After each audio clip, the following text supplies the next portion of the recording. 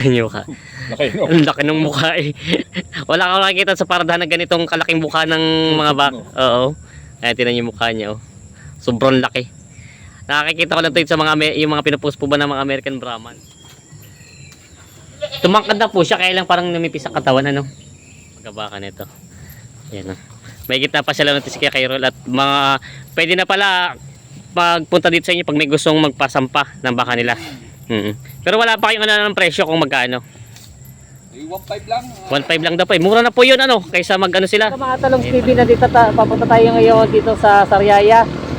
Tayo po may puputang isang may baka dito na galing Victa Ranch, yung pure Brahman at kasama natin sa Kumantero. Wala siya dito galing Victa, na parang din na rin ito dati pero babalikan natin at matagal-tagal na, 3 buwan na yung huling punta natin dito, parang 3-4 na buwan na.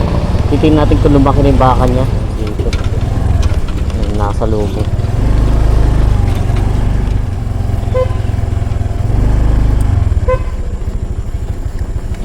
May kambing din.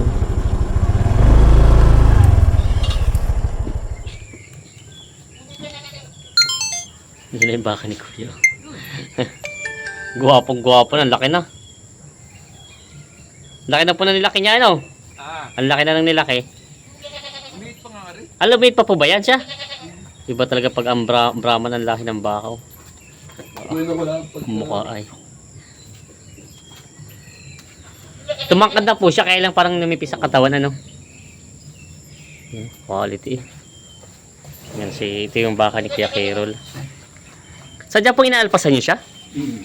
May ilang ano po yung kalawak po yung inalpas niyo ito? Mga kripot lang yan, mga 1,000 square meter lang. Yung pag nilalabas ko yan. Kuya Cairol, pwede po matanong ulit sa inyo kung, kasi ba yung mga bago na tayo manonood ulit na makakakita nito baka nyo. Magkano nga nyo po nakuha ito sa Victa? Ang kuha ko niyan ay 150. 150,000. May malaki ang gastos. Aha.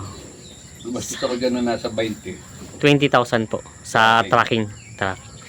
Ito po pala. Ito po yung, Kasi, oo, at Pampanga po, no? oo, Pampanga. Mexico, Pampanga. Ayun, ito po yung baka na nakita natin. Ito po ay halos 3-4 na buwan na tayong huling nakita natin. Ito yung bago dating pa lang dito yung baka ni Kuya Cairol.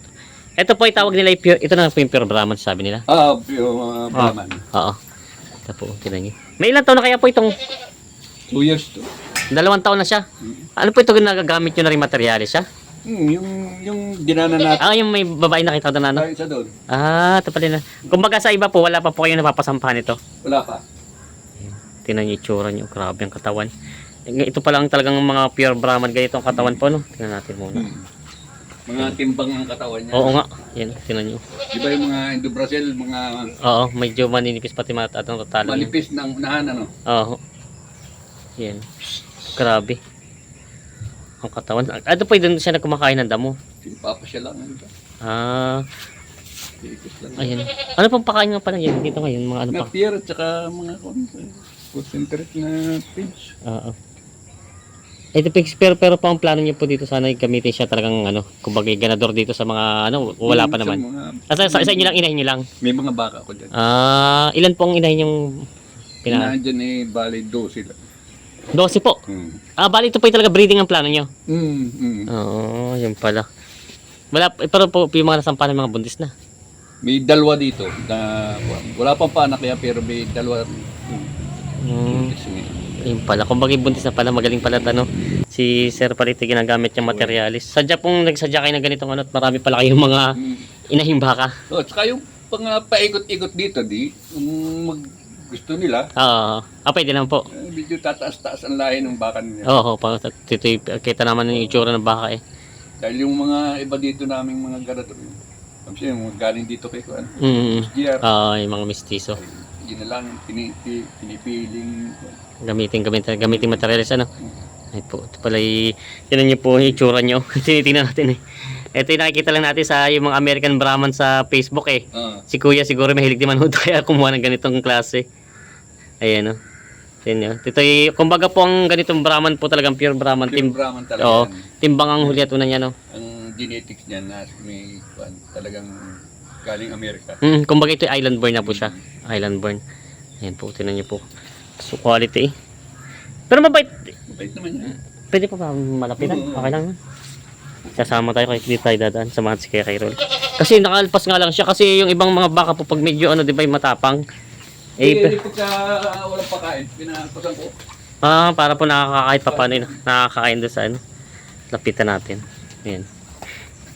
Gusto ko lang makita ang talagang ano, tingnan yung huli niya pati yung una. Ganito talaga pala. Hindi po kaya delikado yung ano siya, pwesto na ganitong ano, matarik. Hindi naman. Ayan o. Tinan niyo, oo. Pati pa kahit yung ulo niyo, napakalaki ano. Kumbaga yung itsura ng bakang ito, ano talaga siya, yung hulit una, sadyang pantayan ano. Yan o, tinan niyo po ang baka ni Kairol. Ito yung una natin punta dito, hindi pa na, may ilang buwan na po, may 3, 4 na buwan na rin ano. Yung huling 5 months. 5 months na rin po yung binili nyo to, yung bagong dating ano. Ayan o. Tinan nyo ang quality ng pagkabaka niya. Astro! Ano po pangalan niya? Astro. Castro. Si Castro. Ayan o. Laking baka nito. Ito na pong, kayo pa lang po meron dito pala ano. Dalawa kami sa Quezon. Quezon po pero dito sa Sariaya, kayo lang po. Oo. Kayo pa lang ang meron dito. Sa mayor ng San Andres. San Andres po, oo. Tinan nyo. Talo pati niya. Pati, yung ang kagandahan po sa pag pure Brahman nga, tinan nyo yung unat huli niya. Pantayan. Kumbaga pag lumaki. Kaya yung iba talaga po ang ginagawa pag mga ganitong alagay talaga Brahman na talaga kinakuha nila. Ano? Ayan, tinan nyo. Gwapong gwapo eh. Ito talagang, ito yung gusto ng iba. Kaya lang po, kumbaga gagas ka lang talaga na malaki. Kahit ang inahin mo ay medyo mistisa lang. Oo. Pag na-cross dito. Gaganda na parang lahi ano. Ang inyo pala mga inahin po dito yung mga mistisa lang din. Mga mistisa lang na Brahman. Brahman. Ayan. Pero kaya ilang taon na rin po nagbabaka? Ang tagal na. Sa pool kayo magbabaka talaga? May baka na ako. Oo. Kaya papalit-palit. Pagka, di ba, dami ko nabili ko yung yung mga, oo. Tumigil ako ng pagpapatining. Bakit po? Buwan ng buwan. Pinalaga ako sa tao, pag minsan hindi maganda ang hindi sanay sa Pag-alaga. patining. Nagpapaiwi kayo dati? Oo. Para dito sa Sariaya, uso naman po yung gano'n, no? Bibitas marami tapos pinapaiwi. Kaya ako yung nagpupo na lang. Sarili na lang pong, Magbibreed na lang ako ng... yun na lang po, no? Kaya kayo bumitaw na ng ganito kalaking presyo sa bakang ito para sa inyo ring, ano, no? Yun pala. Super quality naman. Tingnan nyo naman yung tsura nito. Hindi na tayo makalapit at medyo, ano siya medyo mabait naman, kaya lang po parang nag-ano siya, no? Kasi nawala yung isang babae dito, yung nandun. Yun na doon. Nilabas ko. May kasama niya talaga dito. Kaya hinahanap niya. Kasi ito pag nakasampa na ganito, naghahanap na talaga po siya ng ano, no? Kasama. Ayun. Ang tinitingnan ko dito yung mukha niya Tingnan niyo mukha. Laki, no? Ang laki ng mukha Wala ka makikita sa paradahan ng ganitong kalaking mukha ng mga bak. Oo. Ayan, tingnan niyo yung mukha niya. Sobrang laki. Nakikita ko lang ito sa yung mga pinupost po ba ng mga American Brahman na nakikita natin tayo mahilig din manood ng mga baka. Lalaki pa yan. Nga po. Bata pa Bata pa siya. Yan po. Ito sir naman pala tayo meron na napasampa na 2. Aabangan natin yung anak niya pag papasilaw ito kasi pag nanganak na yun, natitingnan natin ng itsura. Ayan o. Tapos po ang mukha, ang uso niya pala talaga maiksi ano. Maiksi ang uso niya. Kalabaw. Oo, parang kalabaw ang uso niya. Ayan o. Ikutan natin, layo-layo lang tayo. Medyo naglalambing kay Kuya Kairol Nakakatakot din ba biglang mandamba yung laki. Ayan o. Mabait itong mga Brahman. Hindi katulad ng ibang Brahman. Yan. Yan po. Ito pala ay 2 taon pa lang ang edad. Ayan po, kikita niyo yung ano niya, ang bikta, yan o. BR nga po ba? Oo. BR ang ano niya. Tapos yung date nung, ano po itong nasa baba niya, number ng baka? Ay po yung number ng baka. Ng baka. Pinanganak yun doon, nilalagyan nila ng number. 469. Kutang ko lang po kayo kay Rola. Tingnan natin. Ayan o. Tingnan nyo, ang kagandahan dito sa bakang ganito, ang huli niya talaga po ano? Pantayang Tingnan yung unat huli, pantayan. Ayan o. Pantayan ang unat huli niya ng pagkabaka nito. Ayan o. May gitna pa siya lang natin si Kuya Kairol at pwede na pala magpunta dito sa inyo pag may gustong magpasampa ng baka nila. Pero wala pa kayong ano ng presyo kung magkano. 1.5 lang. 1.5 lang daw po. Mura na po yun ano, kaysa mag ano sila. Ayan pala, 1.5 lang daw pong gusto ni Kuya Carol sa ano to, pagpapasampa pag yung gusto niyo nang pagganador dito. Malapit lang. Ano nga pong barangay ito? Lutukan uno. Lutokan Uno. Tapos po kayo na lang po ang hanapin. Oo. Kuya Carol. Oo. Yan po, madali man si Kuya, nandito lang lagi sa kanya. Ayan, no. Tapat lang po nung dito, tabing highway lang naman, malapit lang. Ayan, no. Ano nga ulit sir, ang tunay yung pangalan po para ano? Carol. Carol na po talaga, Carol na nga po. Yun po, si Kuya dito ay kilala sa Carol. Pag yung gusto nyo ano dito sa kanyang bakang ito. Quality naman. Ito na, pinakamagandang baka nakita natin. At ito po yung punutan ka natin, medyo mali, ano pa siya, bata pa, no? Yan, pinakamagandang baka na to, gwapong baka. Tatangkad pa po ito. Oh, kayo po ba yan ang height pala? Okay, 5'11". 5'11", matangkad, talaga matangkad ang baka. Yung mga 5'10" na yan. Oh, 5'10" na po ito, no? Oo. Yan. Medyo hindi lang malapitan ni Carol at medyo parang naglalambing pag sa mga hype, ano. Hinahanap yung tao. Kaya may kasama daw pala kasi itong bakang ditong inahin na yun doon sa labas yung nadadaanan natin. Yan. Kaya Carol, maraming salamat po sa inyong pagbibigay ng oras sa inyong pagbisita sa kanyang baka. Ito yung matagal natin gusto bistahin eh. Yan, maraming salamat mga Talongs TV. Pag yung gusto ko nyo pong mag-contact, ibibigay natin yung address dito. Barangay Lutukan Uno, Sariaya, Quezon. Tapos Kuya Carol, hanapin nyo lang. Tabing highway lang naman po dito. Makikita nyo lang sila dito. Ito pa pala yung mga inhay ni Kuya Carol na mga malaki naman pala po ang mga inhay nyo din. Dumalaga ito eh. Ay, ito po pa yung dumalaga pa ito? Ito promero, itong kuhan. Basta noon yung... Ito buntis na. Hindi niya lang po alam kung buntis na. Ito pala po yung inahin. Malalaki din pala po ang inahin nyo, ano. Kumbaga din. Dumalaga pa ito? Oo. Ito pala ito. Yun, nakadalawang. Oo. Malalaki din pala ito mga ano. Ito pala yung dumalaga. Ito rin po pinasampahan na rin ng bakang yun, yung galing bikta. Tapos pero pa po doon isa. Ayan. Ayun. Ay po yung lalaki inyo din? Oo, lalaki. Ito pala ang ano nyo pala dito medyo malawak din ang inyong kalpasan ano. Ay talian. Ito po. Pero po kayo lang din po nag-aasikaso nito? Hindi papawid. Kasi po ito yung mga gantong mga inay pinipits nyo pa rin. Kaya konti lang. Kontian lang. Kasi baka po magmatsura ano. Ito, may lahing Indo-Brazil to. Ito pong isa, pwede po lapitan. Ito isa maganda to, isa dumalaga pa lang daw. Pero ang laki na. Maganda ang anak nito. Ay, naibenta nyo na po. Doon, andito pa. Doon lang. Kumbaga hindi pa po kayo nagbabawas pala ng mga baka nyo. Pinaparami nyo pa.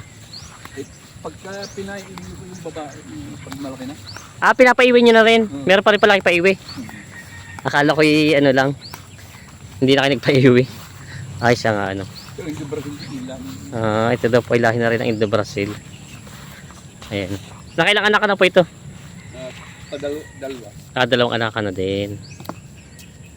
Magaganda rin nga pala kinuha yung mga baka. Saan niya nabili naman? Kay Boss Jerry yan ah. Kay Boss Jer galing? Oo. Ano pa yan nung mabili ko sa kanya? Oo. Dumalaga. Galing pala to kay Boss Jer daw itong bakang ito. Ayan. Ito pala, bali po ang inahin nyo pala dito may 12 naman pala. Oh, wala dito. Opo, hiwa-hiwalay siya. Yun. Kaya pala talagang kung sumadya na kayo ng pang materialis, ano? Sariling materialis. Pag dito lahat, kulang ito. Kulang nga po. Ay, ibig sabihin dapat pala sa isang baka, ilang hektarya? Mga isa. Isang hektarya po. Pag susundin yung gusto talaga ng ano. Ganyang damo lang. Oo. Ayun Pero talaga. kung halimbawa may napier ka, Oo. kahit 10 pwede. Sa isang hektarya. Basta may ano po. May mga, ang napier ko nandun sa kabila. Ay, may taniman din kayo ng mga ano. Kumbaga pag may ayuda naman na pagkain, pwede naman sa kahit 10 sa isang hektarya. Yung napier ko din, wala na kalbo na. Naubos na. Ayan. Yung pala yung kay Carol na ano dito. Dapat pala, ang batas pala ng pagbabaka, isang hektarya, isang baka lang. Dapat talaga may pakain ka. Oo. Madali ang magbaka pag may pakain. Pero pag walang pakain, huwag ka na Pag nagbaka. Number 1 po yan. Dapat priority na bago magbaka, ipagkain muna. Bawal magbaka daw pag walang pakain. Ayan o. Pinasalan tayo ng Carol dito. At inabala natin siya. Kayo po yung isa ng paano yan, dito na rin talaga, papunta na rin kayo dito. Pupunta ko pupunta ako ngayon ng tao din. Para yung magpapakain. Oo, kakao ni Kuya. Tinanghali daw yung kanyang mangungumpay. Ayan. Ito po yung isang inahin ni ito na may isang panunong Brahman na yun.